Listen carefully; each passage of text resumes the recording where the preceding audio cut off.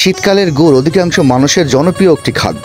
চালের গুড় দিয়ে তৈরি করা বিভিন্ন ধরনের পিঠা লালি গুড় দিয়ে খেতে স্বাদই আলাদা।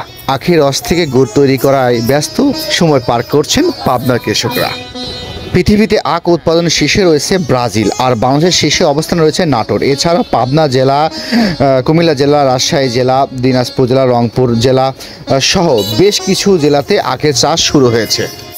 বর্তমানে চিনির দাম বাড়ায় আখ চাষে আগ্রহ বেশি বাড়াচ্ছেন কৃষকরা, দামও ভালো পাচ্ছেন। এছাড়াও সারা বছর আখ হাটে বাজারে খুচরাও তারা ভালো টাকা বা মুনাফা অর্জন করছেন। তাই এছাড়াও গুড় তৈরি করে ভালো মুনাফা আয় করছেন কৃষকরা। তাই দিনে দিনে কিন্তু আখ চাষ হারিয়ে গেলেও কিন্তু এখন বর্তমানে কিন্তু আখ চাষের ব্যাপক চাহিদা হচ্ছে। তাই চলুন আমরা কথা বলি কৃষক ভাইদের সঙ্গে, তার প্রসেসিং দেখব গুড় কীভাবে বানায়।